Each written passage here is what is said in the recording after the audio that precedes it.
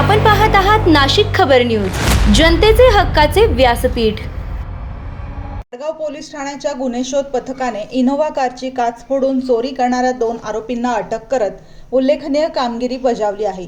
या कारवाईत चोरीचा मुद्देमाल आणि गुन्ह्यात वापरलेली मोटरसायकल असा एकूण 64,400 रुपयांचा मुद्देमाल जप्त करण्यात आला आहे।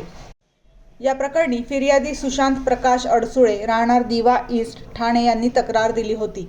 26 एप्रिल 2026 रोजी त्यांनी स्वामीनारायण मंदिरासमोरील पार्किंगमध्ये आपली इनोव्हा कार उभी केली होती। दर्शनासाठी गेले असता अज्ञात चोरट्यांनी कारची काच फोडून लेनोवो कंपनीचा लॅपटॉप, एअरटेल डोंगल आणि ब्लूटूथ हेडफोन चोरी केले होते। या गुन्ह्याचा तपास पोलीस आयुक्त संदीप कर्णिक, पोलीस उपायुक्त परिमंडळ 1 मोनिका राऊत आणि सहाय्यक पोलीस आयुक्त पंचवटी विभाग शेखर देशमुख यांच्या मार्गदर्शनाखाली करण्यात आला।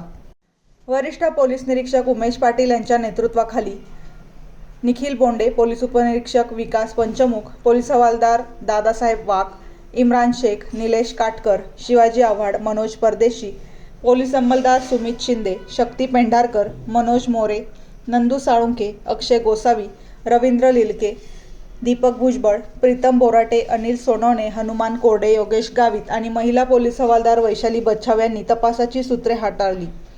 गुप्त माहितीच्या आधारे पंचवटी कॉलेज परिसरातील टी पॉइंट जवळ संशयित फिरत असल्याचे समजताच पोलिसांनी तातडीने सापळा रचला। पोलीस वाहन पाहताच आरोपी पळून जाऊ लागले, मात्र पाठलाग करून त्यांना पकडण्यात आले। अटक आरोपी राहुल जालिंदर सारो वय 26 राहणार सावरकर चौक भोई गल्ली जुने नाशिक आणि कार्तिक अशोर नाडार वय 20 राहणार आझाद चौक शिंपी गल्ली जुने नाशिक यांनी गुन्ह्याची कबुली दिली। त्यांच्याकडून 40,000ची बजाज डिस्कवर मोटरसायकल, 20,000चा लेनोवो लॅपटॉप, 2,900 रुपयांचा एअरटेल डोंगल आणि 1,500 रुपयांचा ब्लूटूथ हेडफोन असा एकूण 64,400 रुपयांचा मुद्देमाल जप्त करण्यात आला आहे। पुढील तपास पोलीस उपनिरीक्षक विकास पंचमुख करत आहेत।